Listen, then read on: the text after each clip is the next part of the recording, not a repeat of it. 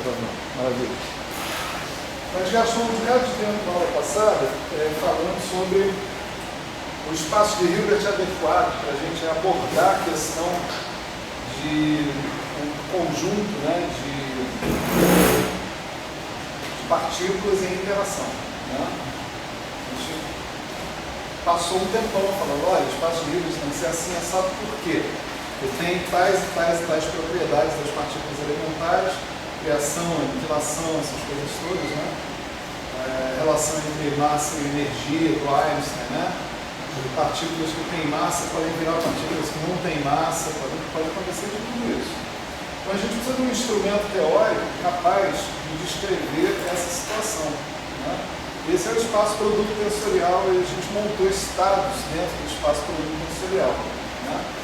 Esses estados a gente chamou assim de φ, P1, sigma 1, P1, P2, sigma 2, sigma 2, PK, sigma K e K. Né? Então, um estado onde tem uma partícula do tipo N1, um momento em Q1, spin ou helicidade sigma 1, etc, etc, etc. Né? Isso aqui nós abreviamos, né? Um índice só, vamos dizer assim, o índice alfa, ele indica genericamente todos esses subíndices que estão aí, para a gente não precisar perder muito tempo, né, com essas histórias. E a gente observou o seguinte, se a gente tentasse generalizar a construção de uma representação unitária do grupo de Poincaré para esse espaço produto tensorial aí, simplesmente fazendo um produto tensorial das representações de estados de uma partícula, a gente chegava num sistema descrito por um hamiltoniano trivial, um hamiltoniano que não engloba a interação. Né? Quer dizer, o H zero, né? Gerador da representação, gerador das translações temporais, da representação do grupo de Poincaré no espaço produto tensorial, ele é pura e simplesmente, né, a soma do H01 mais o H02 mais o H0N, onde aqui os graus de liberdade associados com a partícula 1 e com a partícula 2, H0K, né, eles simplesmente não se comunicam entre si. Né? Não tem interação, não tem troca de energia entre as partículas. A partícula está com energia EK, ela vai ficar com energia EK até o fim da vida, né? Até o fim dos tempos. Essa não é a situação que a gente gostaria de trabalhar. A gente gostaria de ter uma representação do grupo de Poincaré dentro do espaço de Hilbert que acomodasse a situação de interação. Certo? Professor, uma dúvida. Bom, isso basicamente significa que partículas interagentes elas se transformam em conjunto pela transformação de Poincaré. Não é uma transformação para uma partícula e uma outra, tipo, como se fazia antes, fazer uma transformação no estado, faz uma transformação no estado e no outro separadamente. Nesse caso, para ter interação entre as duas partículas, é uma transformação para as duas. É uma transformação mais complicada. Mas para as duas em conjunto. Então a interação tem consequência em relação à transformação no espaço-tempo. Com certeza. Como se elas se interagem, elas se transformam pela transformação de Poincaré, mais ou menos como se fosse o mesmo objeto.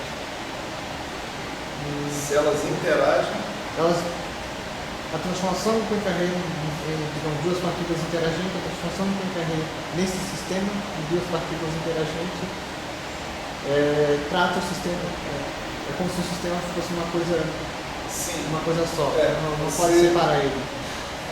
Você não consegue individualizar as partículas durante a interação. Sim, esse é o ponto. Né? Agora, da forma como a gente vai construir as coisas, muito antes da interação ter acontecido, ou muito depois da interação ter acontecido, sim, essa individualização consegue acontecer. É para isso que a gente está montando as coisas aí. Porque caso a gente não consiga fazer isso, a gente está no mato sem cachorro, né? A gente está no mundo da indiferenciação, né? E a gente precisa, em algum limite pelo menos, ter acesso ao controle das nossas condições experimentais, ou seja, dizer a partícula 1 é essa, a partícula 2 é aquela, a partícula 3 é aquela outra. Agora, durante a interação, você realmente perde completamente o controle disso. Do que o sistema é basicamente feito. Você elementa tudo. Esses graus de liberdade não estão evidentes o tempo todo, né? Bom, eu ia falar outra coisa, mas deixa quieto, né? Então, o que a gente viu é que o gerador das translações temporais no espaço produto tensorial é simplesmente a soma das hamiltonianas associadas com cada uma das partículas, e portanto, uma situação que a gente associa comumente a partículas livres, sem interação. Então, a gente gostaria de mudar essa situação e partir para um gerador de translações temporais que sim englobasse a interação. Então, uma estratégia possível, né, é você escolher que esse gerador das translações temporais é o gerador anterior, mais um outro termo que a gente chama de interação, né, de interação entre as partículas. Uma coisa muito importante é o seguinte: esse V não pode comutar com H0.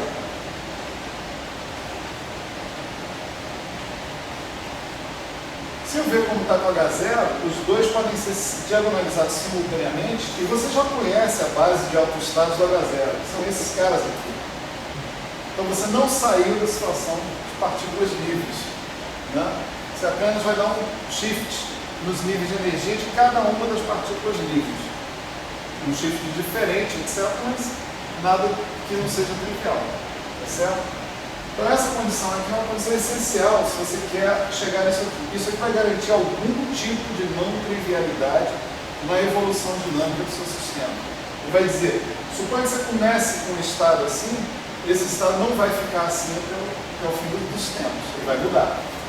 Ele pode mudar variando os momentos das partículas, variando os spins ou helicidades das partículas, variando os tipos das partículas, variando o número total de partículas. Ele pode mudar de todas essas maneiras. Tá certo? Como especificamente vai depender do V que você colocar. Mas aí, a construção desse V é um processo demorado que vai até o fim do curso, né? E não vai ser finalizado no fim do curso. Mas, vamos dizer, pelo menos a gente vai ter uma ideia, né, dos critérios que nos levam a construir esse V. Até lá. Então, beleza.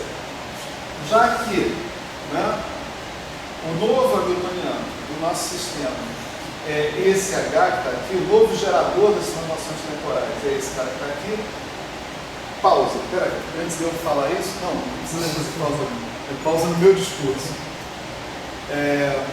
Se eu mudei o gerador das translações temporais, eu vou ter que mudar o gerador de translações espaciais, o gerador de rotações, os geradores de boosts.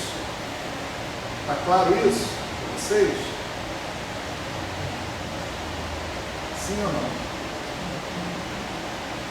Sim, para fechar. Se eu mudei o gerador das translações temporais, implicitamente eu posso esperar que eu venha ter que mudar o gerador das translações espaciais, os geradores de rotações e os geradores de boosts. Eu tenho que esperar que possa ser necessária uma mudança. Exatamente. Porque para eu continuar tendo uma representação unitária do grupo de Poincare no espaço Hilbert, é preciso que a álgebra seja respeitada. Agora eu troquei o H, ou seja, troquei o P0. Esse P0 novo não necessariamente satisfaz as mesmas relações de comutação com os outros caras que o P0 antigo. Está claro isso? Então, é de se esperar que eu vá ter que mudar os outros geradores também. E nós vamos discutir isso. Ok? Só guardem isso na cabeça já desde já. Né? Essa proposta que está aqui, né? Isso é uma proposta. Você poderia fazer outras propostas. Você falar, ó, é H vezes V, sei lá. Você podia fazer um monte de coisa. Mas é claro que essa proposta que está aí, ela já tem dentro dela um viés de teoria de perturbações. Tem um Hamiltoniano inicial, que corresponde a uma situação conhecida, pelo menos matematicamente conhecida, e eu adiciono um termo a mais que, em princípio, eu posso ir ligando aos poucos. Pode ser pequeno no início, depois ir aumentando a importância dele. Então, eu fazer uma hipótese como essa sobre o Hamiltoniano já é uma coisa que me predispõe automaticamente à teoria de perturbações. Poderia fazer outras propostas? Poderia, né? Mas são todas mais complicadas. Né? Isso daqui tem um critério da simplicidade dentro da gente. Alguém faz outras propostas? Acho que não. Essa é a segunda pergunta importante que tem que ser respondida. Né? Poderia fazer outras propostas? Poderia. Alguém faz? Não. Isso não é para desestimular ninguém, pelo amor de Deus. Certo? Eu só quero colocar alguma coisa realista na frente de vocês. Então tá, olha só. O H0, né, tinha a sua equação de autovalores muito bem definida e resolvida. Né? A gente está supondo aqui que esses E-alfas, eles são, no caso do H0, por exemplo, né, nosso E-alfa, ele é raiz quadrada de P1 quadrado mais M2 quadrado. Vamos supor que as partículas têm massa M, né? M1, né? Raiz P2 quadrado mais M2 quadrado mais etc. Né? Então você vê que esse Z-alfa ele forma um contínuo de energias, em princípio. Tá certo? Essa energia original é a soma das energias de cada uma das partículas que você tem. Partícula de momento P1, partícula de momento P2, e assim por diante. Né? Imagine que você mantém esse alfa e agora você... Por quê? Porque o alfa é um contínuo. Né? Então, esse número contínuo E alfa, ele pode ser atingido ou com uma soma dessas energias ou porque coincide-se que você tem exatamente ele ali. Né? E você identifica ou propõe, né,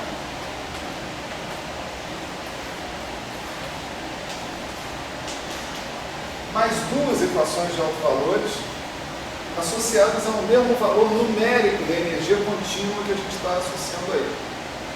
Tá certo? Se alfa mais e se alfa menos, eles vão ser distinguidos um do outro por conta de condições de contorno que a gente vai definir com mais cuidado agora. Certo? Então, primeiro fato, né? E alfa, né,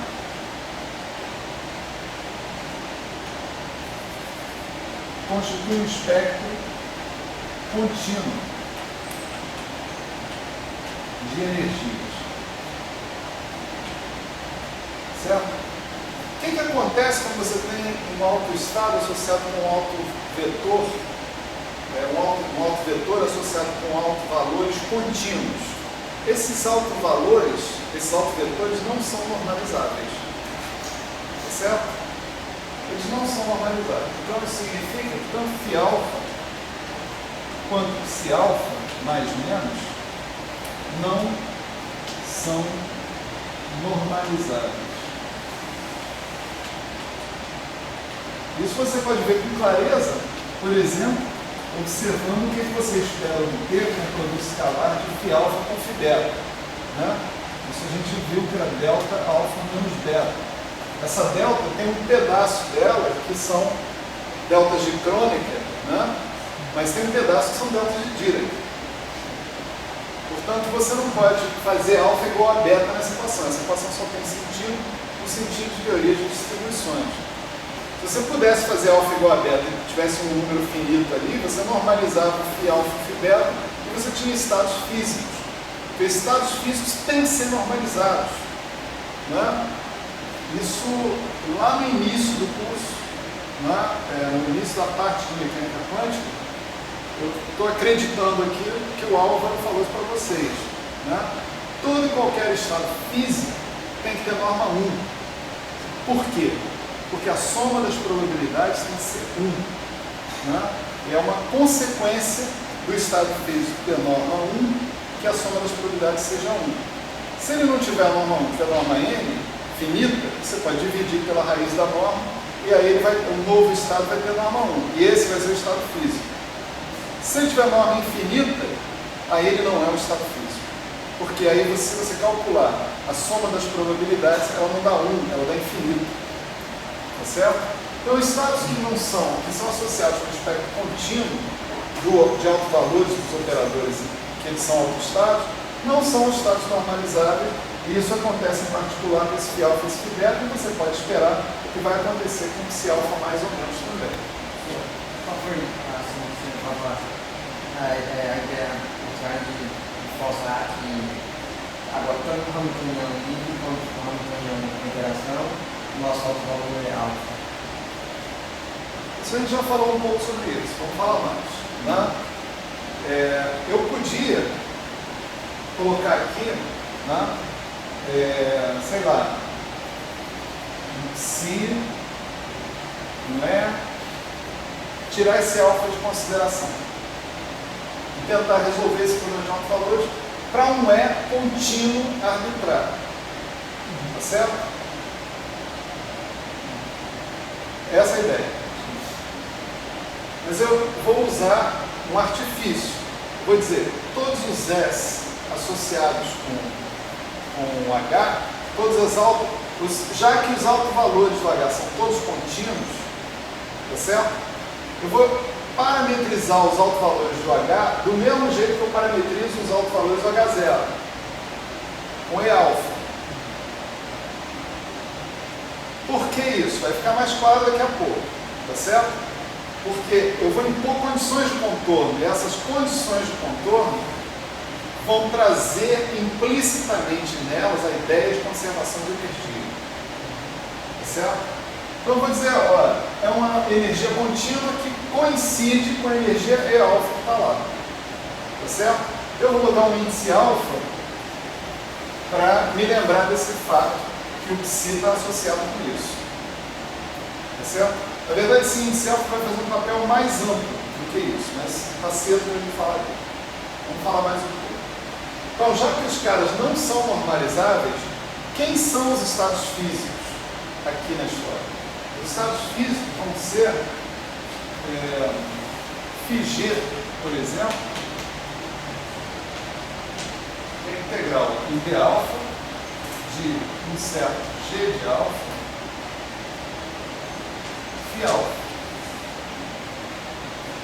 Esse g de alfa, ele é tal, né, que ele é de quadrado integrado, ou seja, integral do módulo g de alfa ao quadrado é finito, menor que infinito.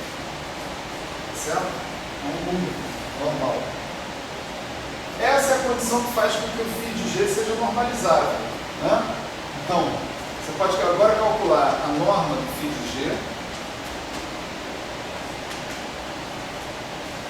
Quanto vai dar a norma do φ de g? Vai integrar um d alfa min, g de alfa, g de alfa min, φ alfa min. Agora aqui, esse cara vem com estrela, né? Porque quem sai do primeiro membro sai conjugado. Né? Esse cara que está aqui, eu sei que dá delta de alfa menos alfa min. Né? Então, o resultado disso daqui dá a integral em d alfa do módulo de g de alfa ao quadrado. E, portanto, se isso aqui for um certo número n, finito, tá certo? Então, esse estado aqui, φ' g, igual a 1 sobre n φg, 1 sobre raiz de n φg, ele é um estado normalizado. É assim que, mesmo na mecânica quântica não relativística, né, a gente monta estados fisicamente sensíveis, né, com sentido. Tá certo? Quer dizer, por exemplo, autofunções da partícula livre, exponencial de kx, né? Por exemplo, a newtoniana da partícula livre. Essas escalas não são normalizáveis. Então, como é que você faz? Você bota uma função de quadrado integrável e integra com essa função e kx, um g de k e kx. Né? Aí você termina um cara de quadrado integrável. Né? Mesma coisa nós vamos fazer com os psi alfa mais menos. Né? Os psi alfa mais menos vão dar origem a psi g mais menos, que vão ser integrando de alfa, g de alfa. Não precisa ser o mesmo g, né? Pode ser sim ou não, sei lá, vezes o psi alfa mais menos. Esses caras são agora normalizáveis. Né? A gente ainda não discutiu as condições de se esses caras são ortonormais ou não. E se eles não são autofunções de operador Hilbertiano, é claro que eles são ortonormais. Né?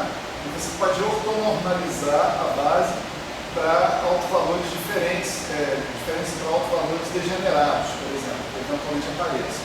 Então você pode pensar que esses caras aqui também formam uma base ortonormal e você faz uma demonstração absolutamente análoga a essa, se for o caso. Eles são normalizáveis também. Né? Agora tem o seguinte aqui, né? Se a gente... O que é esse mais e o que é esse menos? Isso é o que está faltando explicar aqui na história, né? Que a gente começou a explicar na aula passada. Estou revendo a história. O mais e o menos vão fazer menção a condições de contorno, de condições iniciais que as nossas que os psis vão atender. Como é que eu vou estabelecer essas condições iniciais? Vamos ver o seguinte. Vamos supor que isso daqui seja a solução, vamos dizer assim, solução fisicamente proposta para t igual a zero. Tá certo? Como é que eu acho a solução para um t genérico? Né? A solução para um t genérico é essencialmente, né,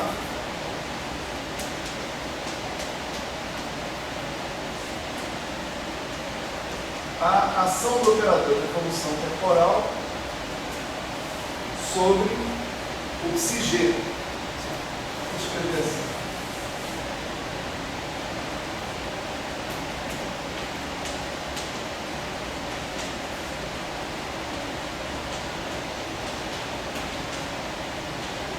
O operador de evolução temporal é um operador linear, né?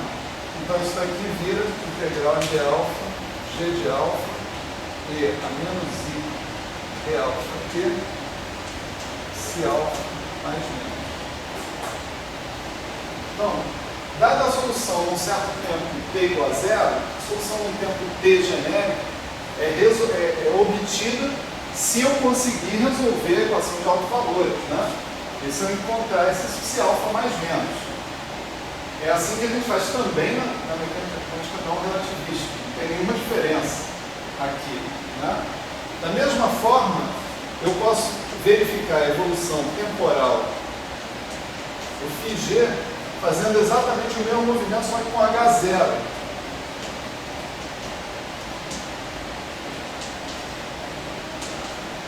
E obtendo como resultado isso aqui, ó, integral de alfa, g de alfa, que é menos i e alfa t,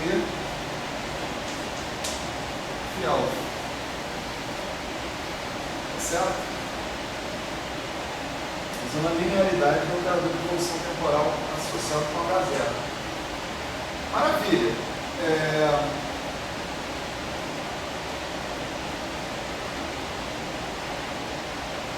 Vamos falar então sobre o mais e sobre o menos. O que significa o mais e o que significa o menos. O que eu vou propor aqui vai ser o seguinte: eu vou propor que o mais e o menos signifiquem exatamente o seguinte, que o se G mais ou menos de D no limite, quando D tende a menos ou mais infinito, ele se torna φg. Está claro que eu preciso de um pacote de onda para falar desse tipo de linguagem, né? Não tem sentido eu impor uma condição como essa sobre uma autofunção. Porque uma autofunção evolui com uma fase. Essa fase não faz o menor sentido físico, isoladamente. Ela só faz sentido quando ela evolui relativamente, né, com outras fases. Então, o que eu estou dizendo aqui é o seguinte, que o psi mais menos g de t tem comportamentos diferentes de acordo com o t tendendo a menos ou mais infinito. O psi mais, quando o t tende a menos infinito, ele tende ao φg. Ou seja, olha só que eu estou mantendo o mesmo g, certo? Então, ele tende a uma superposição de funções, de autofunções do Hamiltoniano livre. Ele tende a um pacote de onda associado com uma situação livre. Mas não é o mesmo, né? Não? Não sei se está claro esse primeiro mal. Esse G tem esse frequencial inicial e final do φg. Porque em si não é uma organização experimental de uma forma com uma dada função de onda e no final outra. Não, olha só, você montou uma situação experimental, um t igual a menos infinito. O que você está dizendo é que essa situação que você montou em t igual a menos infinito, ela vai evoluir e, dada a interação, dados tempos finitos, vamos dizer assim, ela vai poder ser vista como uma superposição dos estados interagentes. Mas essa superposição é com o mesmo pacote de onda. É isso que eu estou impondo. Eu estou impondo que eu monto a situação experimental em t igual a menos infinito e ela evolui para o tempo da interação, com cada componente evoluindo para a função interagente. Aqui que está a história da conservação da energia, de fato. Tá certo? Que eu estou querendo dizer o seguinte, né? O que eu chamei de energia E alfa para a situação interagente, de acordo com a minha condição de contorno, ela vem de uma situação onde esse alfa era composto pela soma das energias de todas as partículas livres que eu tinha. Cheguei na situação de interação, a energia continua sendo E alfa, só que ela se redistribuiu entre as partículas de uma forma que agora eu não posso mais individualizar. Tá certo? É a mesma energia E alfa, agora eu acho que talvez seja mais claro, né? A situação, a pergunta que você me fez, agora mesmo, por que eu usei o mesmo E alfa para situação interagente, situação livre? Porque o que eu estou imaginando aqui é que eu preparo o meu feixe de partículas original com um conjunto dado de energias, E alfa, raiz de P1, 2 mais M2, raiz de P2, 2 mais M2, etc. Aí há uma evolução temporal, essas energias das partículas individuais se misturam todas entre si, mas o E alfa continua o mesmo, não muda. Há conservação de energia, quer dizer, tem uma coisa implícita nessas condições de contorno. Tá certo? São condições de contorno que eu estou colocando sobre o meu sistema. Eu estou fazendo isso. Mais, menos, mais, o menos se refere ao futuro. Eu imagino que esse cara que está aqui agora, ele vai tender a uma situação livre específica no futuro. Então, são duas coisas completamente diferentes, tá certo? Um é um cara que vem de uma situação livre específica e tende a uma situação interagente. Se você continuar evoluindo esse cara para o futuro, ele vai tender para outra coisa no futuro. Ele não vai tender para esse fingir, ele vai tender para outro lance. Ele vai continuar a evolução dele. A outra é, você pega uma situação livre no futuro e você projeta para trás para saber quem deu essa situação livre, quem ocasionou essa situação livre de acontecer. Tá certo? Se você continuar projetando para o passado, a situação de fato que ocasionou tudo isso não é o fingir também, é outra coisa diferente. Não sei se dá para entender. Tá, é só ver a associação do mais com menos, porque, por exemplo, poderia, tem uma notação embutida numa interpretação aí, de que o mais, sei lá, esteja mais para frente, por exemplo, se mais está para frente, ia estar relacionado com o passado. Quando eu pego o cara lá na frente, eu vou para trás, eu estou vendo. Assim, se mais é como se fosse o cara que já está lá. Aí eu quero. Boa parte dos livros não usa mais nem menos. Só quem usa mais e menos é o Weiner. Então, tu quer entender o porquê que ele faz mais com menos e menos com mais. Não. Esquece isso. Pensa em in e out. Incoming e outgoing. Certo. O mais o mais é o incoming. É o in. E o menos é o outgoing. Quer dizer que o mais é o que antes da interação. O mais é o cara que você preparou em T igual a menos infinito. O menos é o cara que você vai ver em T igual a mais infinito. Essa é a notação do Weiner. Por que não mais com mais? Não sei, não me interessa saber bastante. Isso não importa. Porque deve ter uma coisa por trás, né? sei lá, se tiver a gente descobre junto, daqui a pouco. Não tem problema. Sim, Fala. Questão. Nesse meio tempo, como é que fica o V? A questão é, eu começo no estado livre. No caso seria com H0. E à medida que o tempo passa, eu tenho interação. Bom, a ideia é que eu tenha interação e depois não tenha mais interação. Isso. Se eu não tiver isso, se eu não tivesse essa interação ligando e depois desligando, essa discussão aqui não faz sentido. Sim. Mas a questão é a modulação do V, nesse caso, teria que ser dependendo do tempo também? Porque aí, implicitamente sim. Porque como eu estou na base do momento, basicamente eu não estou vendo distância, eu estou vendo x, y, distância no espaço. Eu tenho que ver isso em termos de momento. Quando tiver um momento tal, eu tenho interação. Você está muito ansioso para encontrar logo o V, entende? Não é tão fácil assim.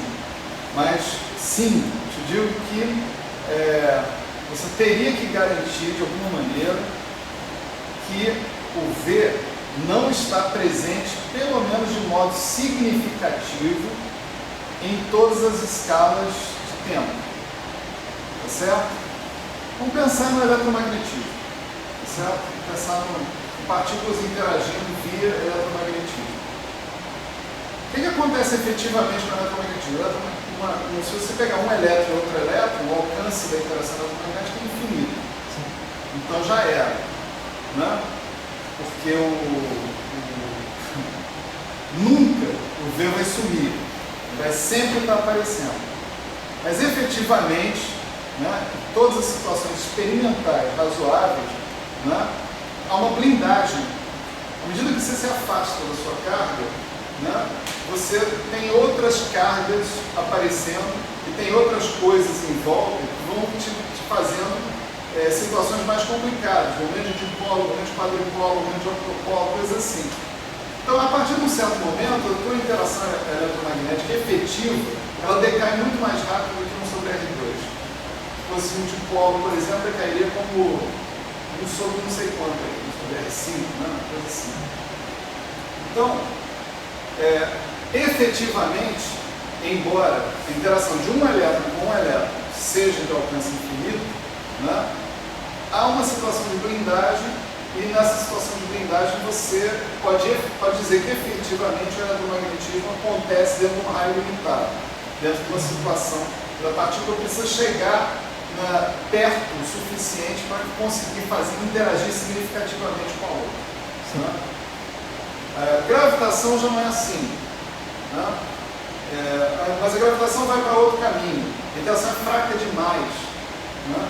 Então, para ela realmente passar a ser significativa, é preciso que você chegue muito perto, porque antes disso, antes de você chegar muito perto, ainda tem muita coisa para acontecer. Então, tem nuances e mais nuances nessa pergunta que você fez. Entende? Não tem uma resposta simples e direta. O V tem que depender do T. Não é bem assim. Você vai ver quando essas interações forem construídas efetivamente, né, que essa dependência espaço-temporal até existe, mas ela é trazida em consideração de uma forma mais sutil. Falo isso porque, por exemplo, no diagrama de Feynman você coloca um momento. Você em nenhum momento se preocupa em dizer a partícula está longe ou perto. Você pode colocar a posição também. São os diagramas de Feynman no espaço-momento, mas eles... Pode ser um espaço de posição, mas você tem que escolher. Até de uma forma bastante natural, eles podem ser definidos primeiro no espaço de posição. Né? Você pode fazer isso, pode colocar no espaço de posição os diagramas de Feynman. Fazendo transformação, você tem que mudar as coisas, né, para adequar em cada base. E aí, de fato, o que você vai ver ali são chamadas funções de correlação. O que o diagrama de Feynman fala para você são funções de correlação. Aí você vai poder analisar essa dependência espaço-temporal. Se você quiser, você pode fazer essa análise, usando as funções de Green da sua teoria. Mas é mais longe isso do que é agora. Mas é mais longe até do que esse curso, se puder. Esse G que falou, que é o mesmo um e o outro, né? Assim, e si mais G está dando um φG, e si menos G está dando φG. Isso está empatado. Por que ele deveria mudar? Pensa. Porque, assim, eu tenho um cabo preparado. Precisa assim, aqui o meu interação, tá bem? Bem antes da interação, logo antes da interação, eu tenho um psi mais, que é o I. Logo depois da interação, eu tenho um psi menos G, que é o A. Não tem. Logo depois da interação, não. Logo depois? Assim? Não. Tem o quê? Você tem esse psi, esse psi ele carrega a informação sobre toda a interação. Toda. O mais e o menos carregam essa informação. Toda a interação. Você pode escolher. Eu uso essa informação ou uso essa informação? Você pode escolher. Dado que se eu pego, ele tem informação do futuro e do passado. Esse cara aqui, CG+, por exemplo, tem informação sobre o futuro e o passado da história. Agora, qual é a diferença? O psi+ é um cara que eu consigo montar, preparar, a partir de uma configuração que eu conheço no passado distante. O psi- é um cara que eu consigo inferir a partir de uma configuração que eu conheço no futuro distante. São duas estratégias diferentes. São desligados. São dois problemas, então. São dois problemas diferentes, em princípio. Não é, estava pensando que um era antes da interação e o outro após a interação. Não. Esse cara aqui evolui, você pode fazer, e a gente vai fazer, o psi mais de t igual a mais infinito. Não tem problema nenhum. Ele vai conter informação sobre a interação. Mas o que você vai observar nesse cara? Psi mais de t igual a mais infinito. Aonde terminou esse negócio que você preparou aqui, em t igual a menos infinito, com todo mundo livre? Aonde foi dar isso? Tá certo? Se você fizesse o psi menos de t igual a menos infinito, aí você teria que dizer o seguinte: da onde veio isso, que veio daqui em t igual a mais infinito, nessas coisas livres que eu estou olhando? Percebe que são duas perguntas equivalentes, tá certo? Tanto o psi mais quanto o psi menos conduzem informação sobre todo o processo de interação. Se seu problema é só resolver a equação de Schrödinger e absorver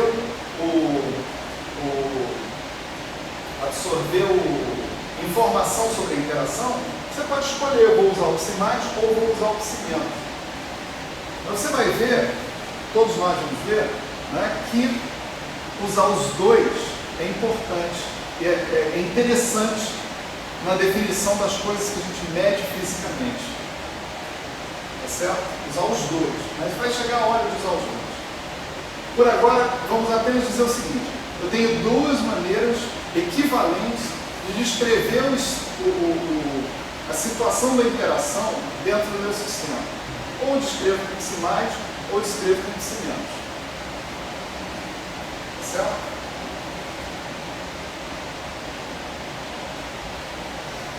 Então vamos lá.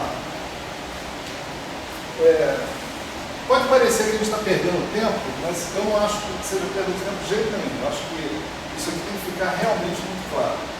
Certo? Se não estiver claro, vamos continuar a discussão.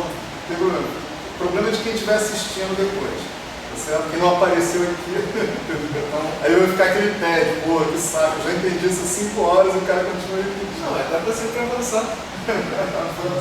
Porque, aliás, é o contrário, né? O cara que está aqui que está ferrado. Eu descobri o mais que se chamou de mim, né?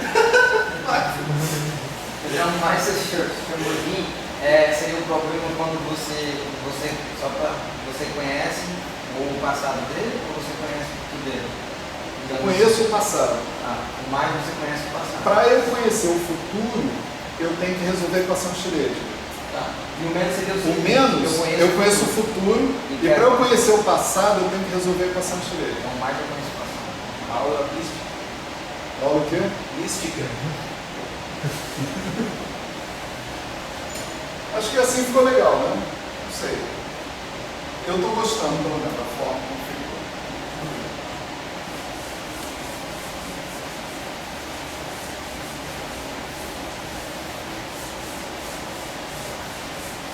Então tá legal. Então, seja com psi mais, seja com psi menos, a gente tem que resolver a equação de Schrödinger, né? Então vamos resolver a equação de Schrödinger. Né? A equação de Schrödinger está aqui. H psi alfa. Pode ser mais, pode ser menos. É E alfa. Psi alfa. Pode ser mais, pode ser menos. Né? Vamos escrever isso aqui assim, ó, com H0 mais V psi alfa mais menos igual a P alfa psi alfa mais menos. E agora eu vou fazer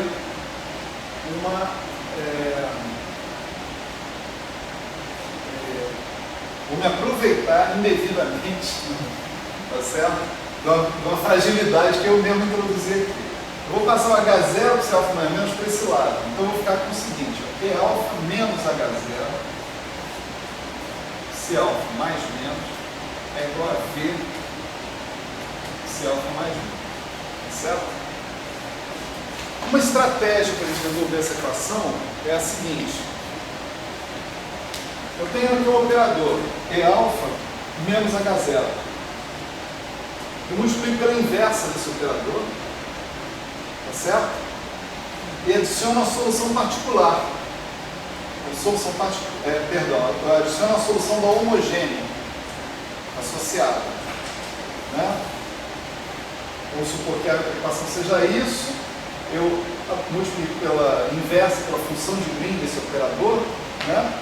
E aí eu uso aquela história, eu boto solução não homogênea mais solução particular. A solução particular é a função de Green aplicada no caso. Isso limita o V. Hã? Isso limita o V. Limita o V como? Ok. Pensando aqui, dependendo do V. Não, tem várias limitações. Você veja aqui. Para começar, não posso fazer isso porque existem modo zero desse operador. dentro desse espaço. Esses modos zero são exatamente os caras livres. Né? E alfa menos H0 φ alfa é igual a zero. Então não tem inversa. Esse operador aí não tem inversa. Eu não posso resolver essa equação desse jeito. Certo? Então eu posso pensar o seguinte: ao invés de E alfa menos H0, eu considero E alfa menos H0 mais ou menos E epsilon. Ou seja, se eu tiver essa equação aqui, ó, se alfa mais menos é igual a φ alfa mais E alfa menos H0 mais ou menos E epsilon a menos 1 V se alfa mais menos, aplicar E alfa menos H0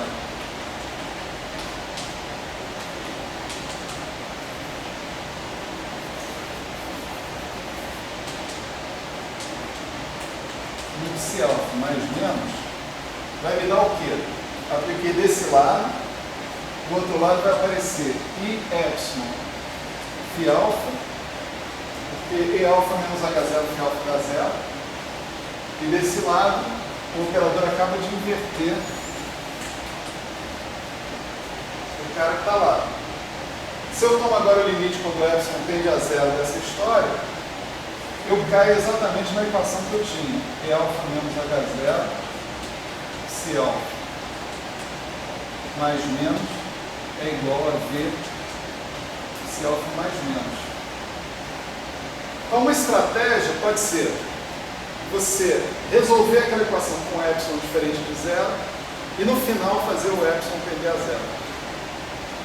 Mas ali naquela equação que você escreveu, esse alfa mais menos FA, você está fazendo aquele negócio homogêneo, mais particular, mas não é exatamente isso, porque o operador não é exatamente o mesmo. O operador está sendo deslocado por mais ou menos I epsilon. Né? Claro, só ver aqui, porque o FA é o bloco vetor sem interação. Né? E o CA mais ou menos é o com interação. É só ver que, como é que eu vejo, obviamente, que o PCA tem que ser o FA mais aquele fator ali. Porque esse fator dá para ver ali, né? Porque é só inverter, ali invertendo, vai aparecer menos 1, V, tá. Agora esse FA, como é que eu sei que aparece esse FA? Por que aparece esse FA? Esse cara é possível de aparecer, porque ele é um modo zero. Né? Ele é um modo zero. Então, você não pode dizer que a solução daquele... Ele é um modo zero quando o epsilon vai para zero. Qual é a equação que ele obedece, né? É aquela ali, a mesma equação lá em cima, né? Ele obedece essa equação.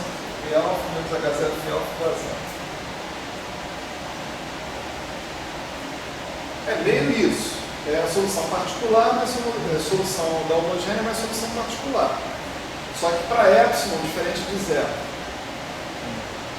Eu estou entendendo que aquilo ali não é um modo zero para epsilon diferente de zero. Mas para epsilon, perdão, faltou mais ou menos. Né? Mas para epsilon tendendo a zero, né, esse cara aí vai para zero, esse termo vai para zero. E a gente volta para a equação original. Bom, esse ponto é o seguinte: essa solução aqui desemboca numa solução para epsilon tendendo a zero da equação original. Pronto, eu acho que esse aí é uma motivação boa o suficiente. E ela pode sim incorporar uma função de onda livre, genérica. Né? Eu podia botar um lambda aqui na minha frente? Podia. Mas você vai ver no desenvolvimento que nós vamos fazer que o lambda vai ser obrigado a ser 1. Certo? Então já não vou botar aqui. Depois, quando chegar o momento, a gente comenta isso. Né? O fato é que o que eu encontrei aqui não foi uma solução eu transformei uma equação, vamos supor, uma equação diferencial, né, uma equação de altos valores, numa equação integral. Porque eu tenho psi alfa mais menos de um lado e tenho psi alfa mais menos do outro. Tá certo? Para todo mundo aqui que já trabalhou um pouquinho com função de Green, seja em que nível for, né, você vê que o que está prestes a acontecer aí é um processo iterativo, né, de solução desse negócio. Onde você substitui, encontra uma solução numa certa ordem, substitui, encontra a solução na ordem seguinte, assim por diante. Tá? Então, essa equação aqui, do jeito que ela está escrita, ela é completamente equivalente à equação de Schrödinger, independente do tempo original, né? E ela é chamada equação de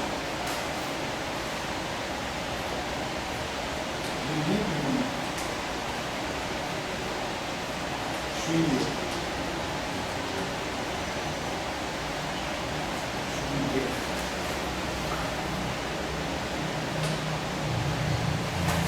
Ela é a equação básica da teoria de espalhamento, certo? A equação básica da teoria de espalhamento. Então, quando você vai trabalhar o problema de espalhamento, você trabalha essa equação. É claro que a presença desse φ alfa aí tem uma motivação física, além de uma motivação matemática, mas ele tem uma motivação física.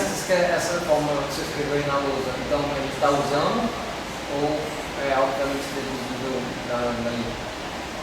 Estamos usando ela ou só com aquelas equações que estão escritas ali é algo que ela implica nela?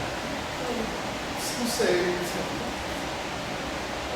Tipo assim, para mim, eu fico tranquilo observando o seguinte, que essa equação é a solução mais geral, tá certo?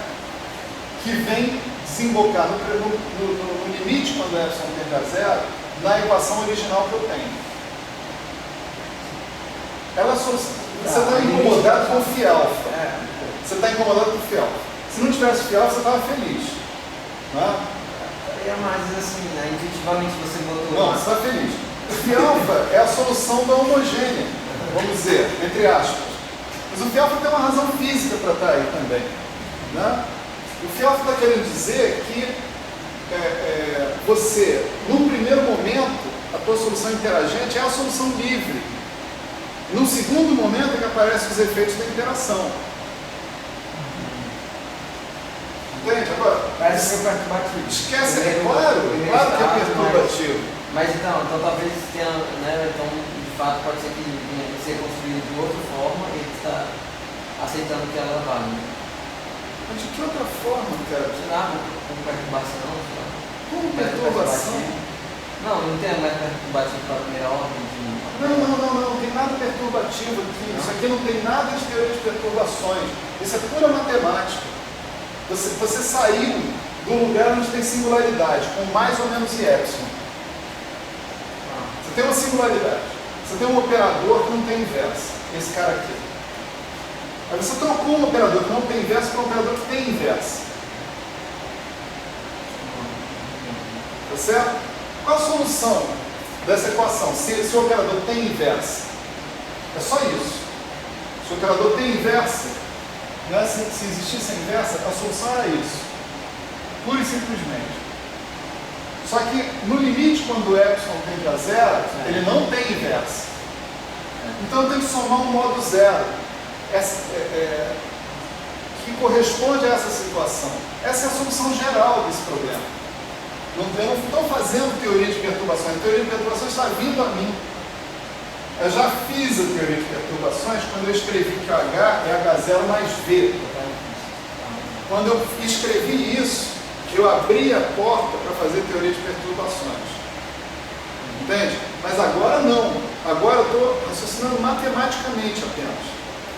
Mas essas energias alfa são reais, né? Sim. E a gente está... tudo bem que a gente pode ir para um plano complexo, mas só assim, como é que a gente vê que... já que a alfa é real, por que a gente não soma algo? Tudo bem, porque está querendo fazer integração talvez no plano complexo, né? essa é uma pergunta muito... Preciso ir lá na frente para responder a sua pergunta. Tem a ver com Acho que é melhor não ir lá na frente, não. A gente vai devagar e a gente chega lá.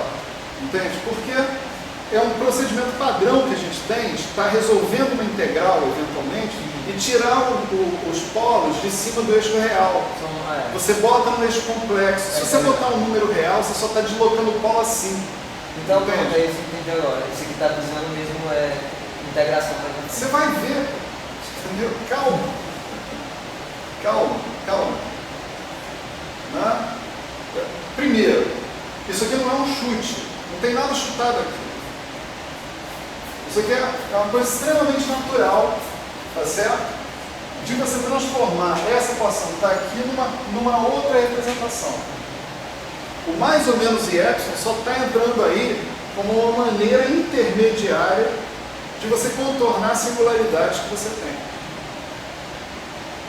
Não tem chute nenhum e não tem teoria de perturbações necessariamente aí. Não tem. A teoria de perturbações, ela está indicada por essa forma de a gente escrever o hamiltoniano. Mas também, se eu não quiser fazer teoria de perturbações, sou livre para não fazer isso. Tá? Vamos para frente. Certo? Vou organizar a vida aqui, peraí.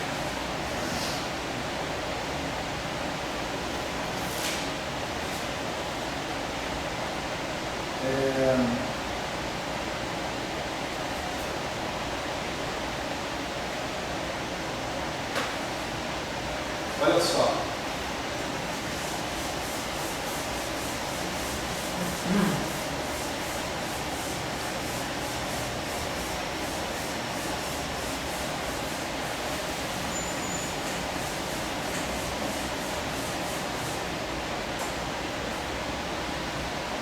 Então, vamos pegar essa equação que está aqui, são as chamadas equações de Liebman-Schwinger, tá certo? E vamos introduzir aqui, entre esse cara e esse cara, tá certo? Um conjunto completo de funções. Né? Então, olha só, eu vou fazer isso aqui. Se alfa mais menos é igual a φ alfa mais, está aqui o operador de questão, φ alfa menos H0, mais ou menos de epsilon, menos 1. E aqui eu vou colocar minha relação de fechamento. Né? Vou pegar o ND beta, φ beta,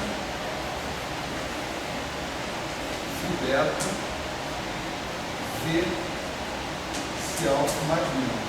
Tudo bem até aqui? Notação do Weinberg, né? Quer dizer, não é cat bra, né?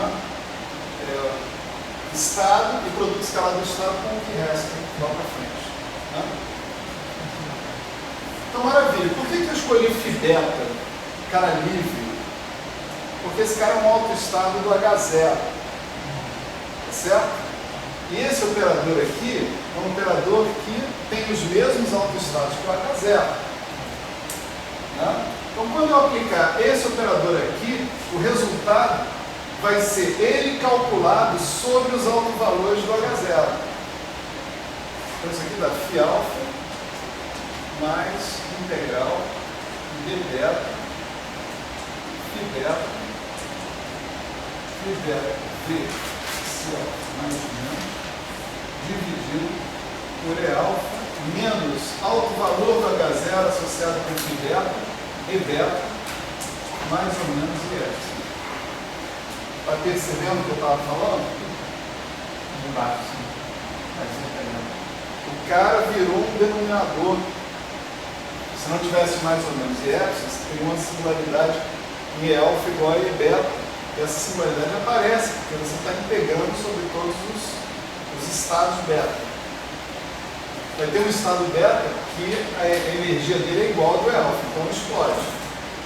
Tem um polo. Né? Então você está colocando mais ou menos E epsilon, porque isso é praticamente um procedimento padrão para você evitar os polos. Para você pegar os polos e tirar do eixo real. Tá certo? Isso aqui já sinaliza mais ou menos de que maneira que a gente pretende fazer essa integral.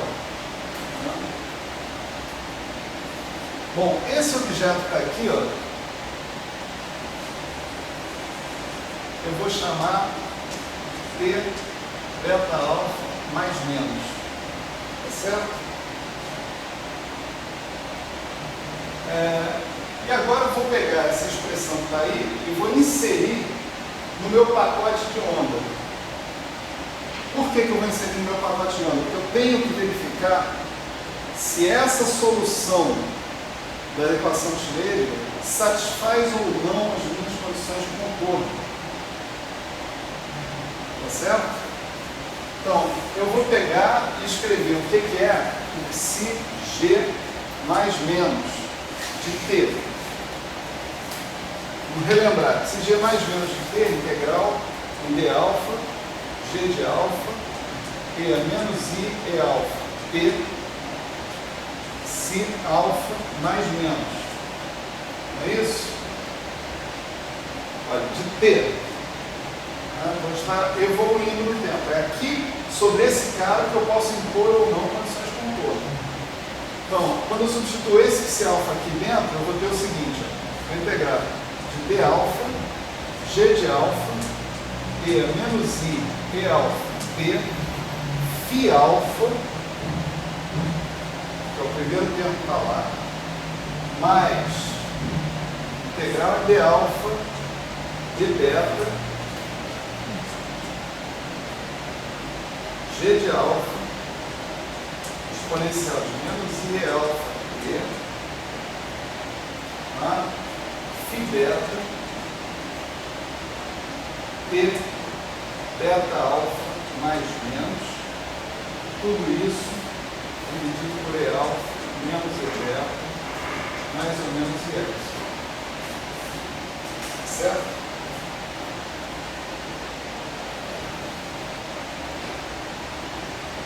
Eu vou fazer o seguinte, eu vou dar também um nome aqui, ó. Vou pegar todo esse camarada que está aqui,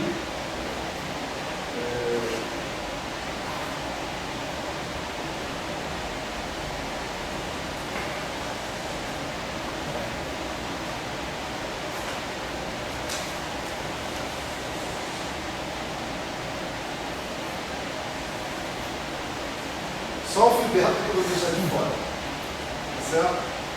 Eu vou chamar esse cara aqui de I beta. Tá certo? Então, I beta, né? Só inventariar todo mundo. T alfa, T beta alfa mais menos é φ beta de si alfa mais menos. E o que eu chamei de I beta é integral em D alfa de G de alfa e a menos i e alfa t beta alfa sobre e alfa menos e beta mais ou menos e alfa. Eu peguei todo mundo que depende de alfa aqui, tá certo? Inclusive integral em d alfa e defini um cara que vai defender só de beta, o cara que está sobrando. Né? Então, a minha expressão aqui vira o seguinte. Integral de alfa, g de alfa e a menos i alfa, φ alfa é o φg. Certo? É o pacote de onda evoluído no tempo φg de t. Né? É o pacote de onda evoluído no tempo com superposição de soluções livres. E o resto que está aqui é isso aqui, integral em d beta de i beta mais menos, ou mais menos aqui, né? I beta mais menos φ beta.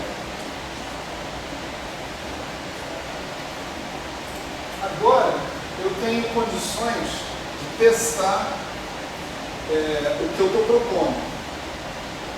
Se esse psi alfa mais menos que eu escrevi desse jeito aí satisfizer as condições de contorno, significa que quando eu fizer t tender para menos infinito, tá certo?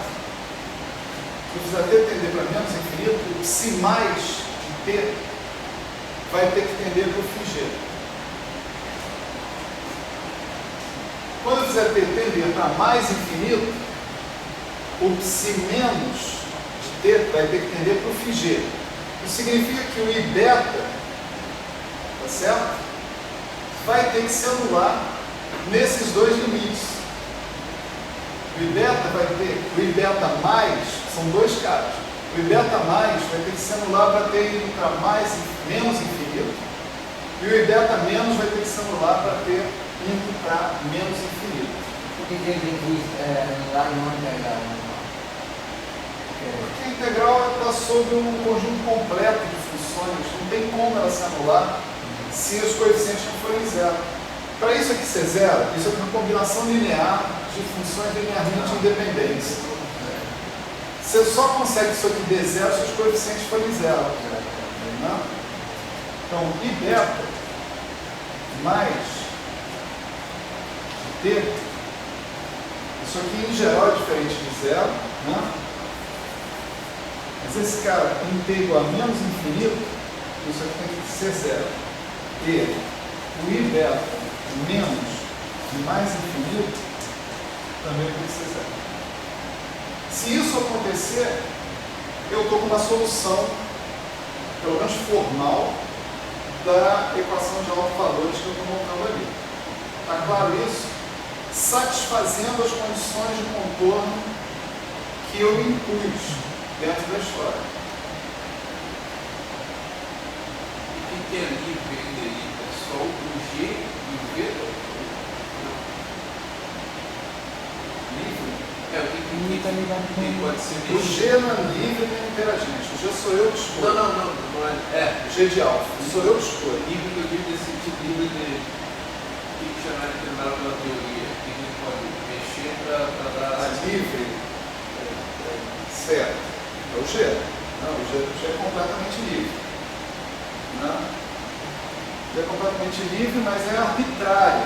A única restrição que você pode pôr sobre o G é que ele seja quadrado integrado. Você não pode ficar restringindo o G para isso, para aquilo. Entende? Você tem que manter o G arbitrário de quadrado integrado. Tudo bem. Tá? Então, nesse sentido, você não tem liberdade sobre o G, não. Mas o V, por exemplo, também não vê. O V é o V. V é um operador hermitiano, que é newtoniano hermitiano, que não comuta com H0. Por enquanto, isso é tudo que a gente sabe sobre ele. Tá? Então, vamos analisar essas duas condições aí. Tá? O I beta mais de menos infinito e o I beta menos de mais infinito.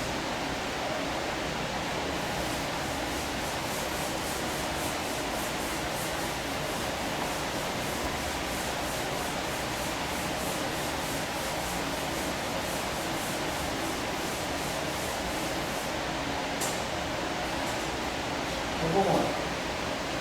Para fazer essa análise, né, observe o seguinte: a nossa integração, tanto em D alfa quanto em D beta, não é sobre essas variáveis de integração E alfa e E beta. Está claro isso para todo mundo?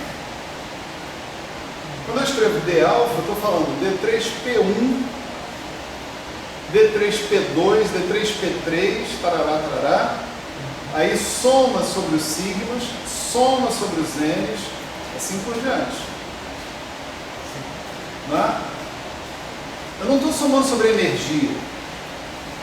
Estou somando sobre o momento. Estou integrando sobre os momentos. Não é? A energia, não é? eu posso encarar a soma sobre as energias a partir de uma mudança de variáveis que eu faça na integral. Então, eu vou definir a energia assim: o E alfa, raiz de P1, 2, mais M1, 2, mais raiz de P2, 2, mais M2, 2, mais etc. Com essa equação que está aí, eu posso passar todo mundo para o lado de cá, por exemplo, elevar ao quadrado, subtrair M1, 2 e tirar a raiz quadrada. Isso vai me fazer o módulo de P1 ficar em função de E alfa, P2, P3, P4, P5, assim por diante. Eu posso eliminar um dos momentos que estão aqui, um dos módulos dos momentos, em função do E alfa. Posso ou não posso? Né? Então, com isso, eu vou fazer uma mudança de variáveis que vai fazer assim, o E alfa, eu vou dizer que é E alfa vezes o resto. Então, já jacobiano dessa história. Eu vou dizer que está tudo incluído no alfalinha. O alfalinha, já que eu eliminei, por exemplo, o P1, o alfalinha vai ter T3P2, E3P3, E3P4, etc. E, tal, e o jacobiano da mudança de P1 para E alfa. Tá certo? Oi? Vai mudar para alfa minha. Tá fazendo isso que vai Olha só. Espera aí. Vou fazer devagar. Vamos supor que eu tenha só 2 caras. Tá certo? Vamos supor que eu tenha 2 caras. O que eu estou dizendo é o seguinte. Eu vou encarar isso daqui como uma mudança de variáveis dentro da minha integral. Tá certo? Então, o E alfa pode ser subtraído do raiz de P12 mais M2, M2, P22 mais M22. Então, isso aqui dá raiz de P12 mais M12, certo? Agora eu posso levar esse cara aqui ao quadrado. Então, eu tiro esse cara aqui. Agora eu passo M12 para cá subtraindo. Então, isolei P12 dentro da história. Agora eu posso pegar e entender que isso daqui é o módulo de P1 ao quadrado. Agora, então, eu tiro a raiz quadrada dessa história toda e eu tenho uma expressão para módulo de P1 em termos do E alfa e do P2. Tá certo? Bom, D3P1 eu posso escrever como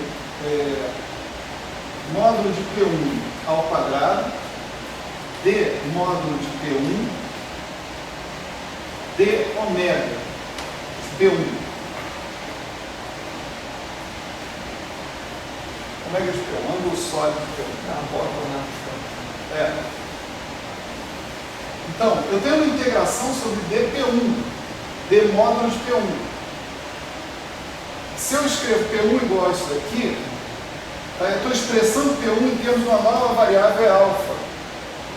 Então, esse dP1, isso aqui vai virar módulo de P12, módulo de P1, que agora é função de E alfa e P2. Módulo de P2. Né? dP1 tem um jacobiano, será o quê? Certo? Estou nem aí para calcular esse jacobiano. Tem um jacobiano DE alfa. E o D ômega eu não mexo. Tá certo? Então, o que eu chamei de D alfa é, em princípio, D3P1, D3P2. Tá certo? Esse D alfa, ele é DE alfa. Tá certo? Agora, vezes módulo de P1 de E alfa, módulo de P2 ao quadrado, J, o jacobiano em questão, D ômega de P1, D3P2. Tá certo? Tudo isso aqui eu estou chamando de D alfalinha. Então, estou escrevendo D alfa é DE alfa, D alfalinha. Tá certo? Isso quer dizer o seguinte, que eu fiz essa mudança de variáveis para botar o E alfa como variável de integração. Coisa que ele não era antes, não estava integrado antes. Quer dizer, estava integrado implicitamente. Porque quando você vai escrever o E alfa ali, você vai escrever o E alfa como função dos momentos que participam do estado alfa. Você vai escrever o E beta como função dos momentos que participam do estado beta. Usando essa fórmula aqui, o análogo dela. Tá certo? Então isso que significa D alfalinha. É o resto da integração. Maravilha.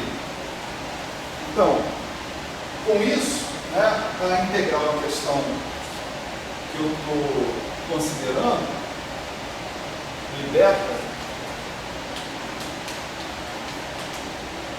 vai ser integral de alfa d e alfa. Vou fazer integral sobre alfa primeiro, exponencial de menos i e alfa t, g de alfa, p beta alfa mais menos, dividido por e alfa menos e beta, mais ou menos e epsilon. Tá certo? Isso aqui que eu fiz é para um exemplo particular para duas partículas, né? E sem spin, sem nada, né? Sem números quânticos a mais. Não teria que incluir somatórios, etc. O que eu estou querendo dizer aqui é a mudança de variável leva essencialmente em conta apenas a parte contínua da integração. Né? Agora, né? Tipo assim, eu integro sobre d alfa e tenho uma integral sobre d alfa ali esperando aí, no final das contas. A integral sobre d alfa está singularizada por quê? Porque justamente eu posso usar as coisas que eu sei de integração sobre o plano complexo para fazer. Né? Para isso, observe o seguinte: qual é a faixa de variação do d e alfa? Qual a faixa de variação das energias? A energia tem um valor mínimo. Né? Por exemplo, se eu fizer P1 ao quadrado, P1 igual a zero, P2 igual a zero, esse é o valor mínimo da energia. Ele vai dar M1 mais M2. Tá certo? Então, a energia, ela se estende da somatória das massas até infinito. Positivo. Somatória das massas até infinito. Então, essa integral de alfa é do somatório das massas até infinito. Então você considera que as massas concebem, você não pode transformar uma massa em energia, tá? Essa é a massa de repouso. Não, certo. Não estou. Olha só, peraí, esquece essa discussão. Não mistura. Tá, Mistura estação na cabeça, não. Eu posso transformar a massa, mas não é nesse contexto que isso aparece. Aqui eu estou calculando integral. Tá certo? Eu fiz uma mudança de variáveis e eu tenho que saber qual é o limite mínimo. Isso é uma variável definida em relação. Para integral, isso aqui é uma mudança de variáveis. Qual é o menor valor que CE pode assumir? Somatório das massas. Fazendo todos os P's iguais a zero. Se você botar P em menos P, não interessa. Tá certo? Porque é P ao quadrado. Então, o menor valor que o cara pode assumir é o somatório das massas. Então, é daí para o infinito. Mas aí eu tenho uma dificuldade tremenda. Olha só, no plano complexo, né? O somatório das massas é algum ponto aqui positivo.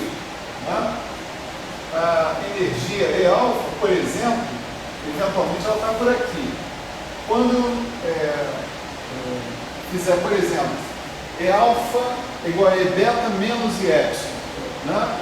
Que é o polo aqui em E beta menos I epsilon, né?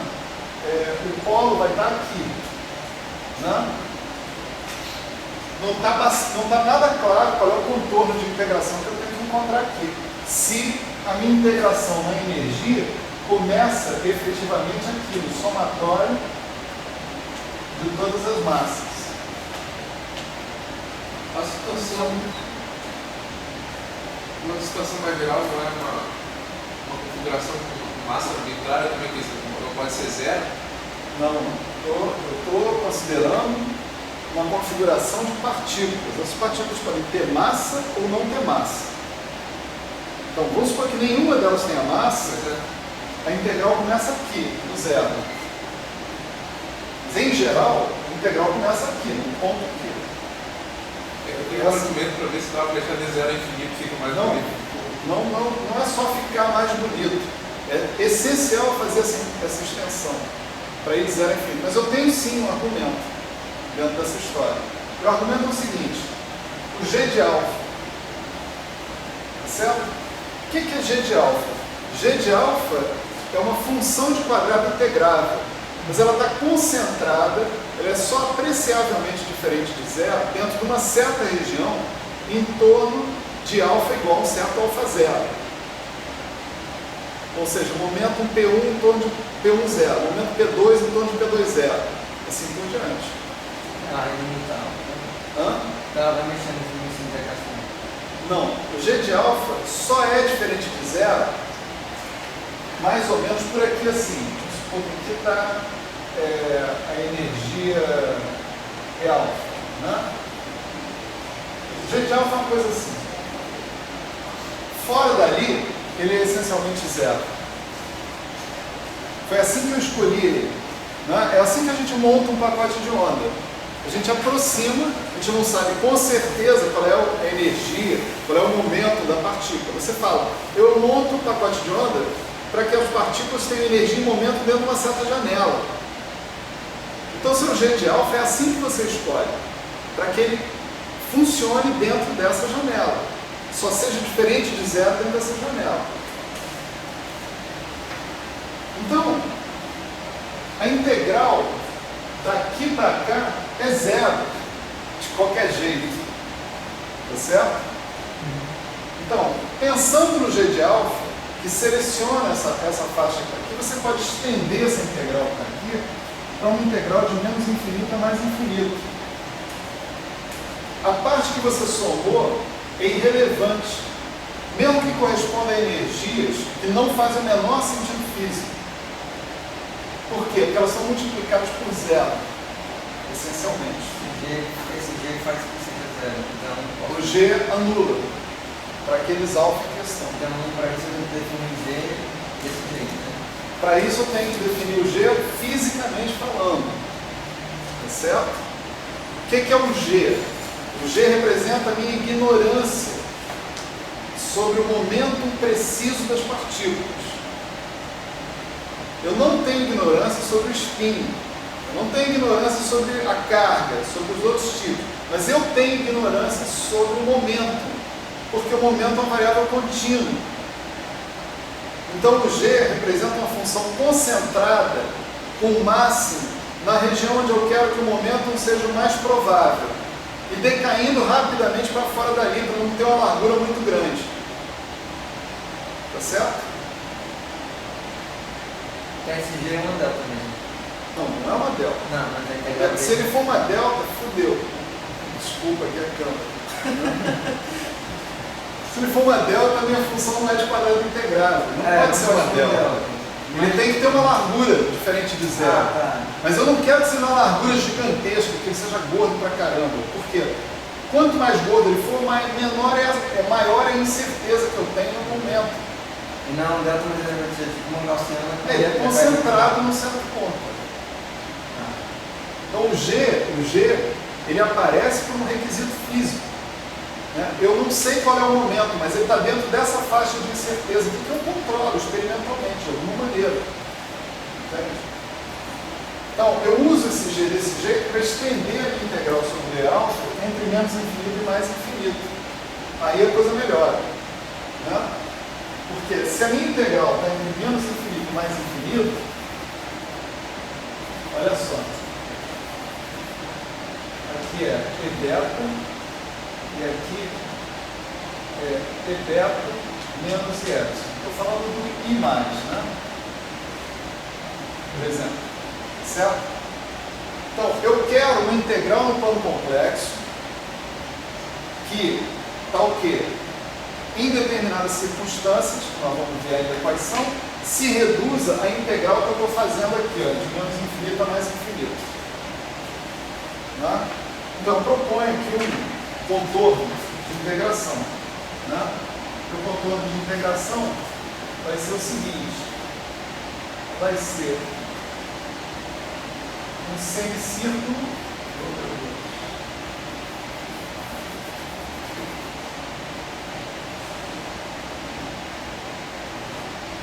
Né?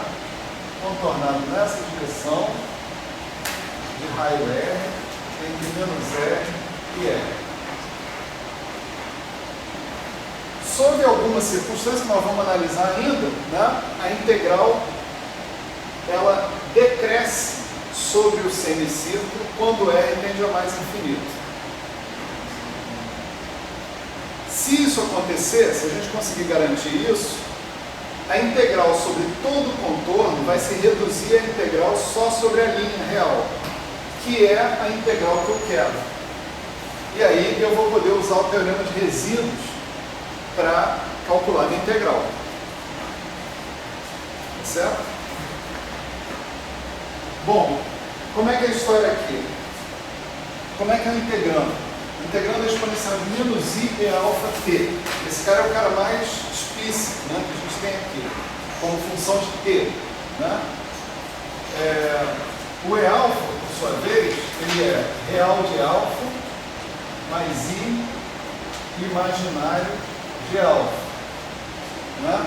Então, se você faz exponencial de menos i e alfa t, isso daqui é exponencial de menos i real de alfa vezes exponencial de I vezes t, de imaginário de alfa vezes t. Tá certo? Só que agora você lembra que o I+, esse é o I+ dela, você quer saber o limite do I mais beta de t quando t vai para menos infinito. Então, esse fator, se o t vai para menos infinito, é um fator decrescente. Tá certo? Então, isso faz com que a integral, quando você tiver uma parte imaginária da energia diferente de zero, seja uma exponencial decrescente que vai matar essa contribuição na medida em que o R tender para infinito.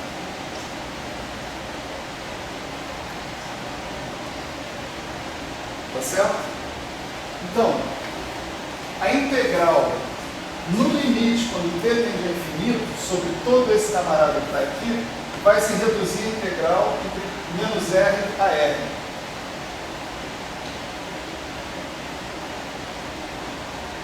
Você está fazendo o t o mais ou o d mais? E mais beta.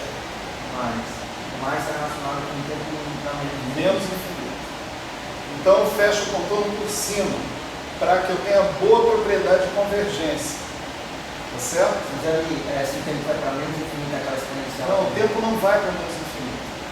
O tempo vai para mais infinito. Está escrito ali. Mas depois eu vou fazer o tempo ir para menos infinito. Para mais infinito. Depois. Mas agora não. Está pegando então o IB menos, né? Não, vou pegar o IB mais e fazer o tempo ir para mais infinito, para você ver o que acontece. Depois. Agora não. Agora nós estamos querendo. O que a gente está querendo agora? A gente está querendo checar se as condições de contorno são satisfeitas. Então eu estou querendo ver o comportamento do φ quando o t vai para menos infinito, para ver se ele vai para o φg. Tá certo? Para isso, o I beta de menos infinito tem que ir para zero. Tá certo? Aí está praticamente na cara, né, gente? O que está acontecendo aqui. A integral, no limite, quando o t vai para menos infinito, esse pedaço vai para zero, pedaço sobre essa curva aqui, e a integral que sobra é a integral de menos R a L. Então, sim, ela se reduz à integral que eu quero nesse limite. Agora, qual é a integral que eu quero nesse limite? Como é que eu calculo essa integral? Eu calculo com o teorema de resíduos. Eu procuro saber as singularidades que existem no meu integrando dentro do contorno que eu estou colocando aqui. Não tem singularidade nenhuma. A singularidade está fora. Então, resíduo é zero. Certo? Resultado, isso aqui dá zero. No limite, t tendendo a mais ou menos infinito.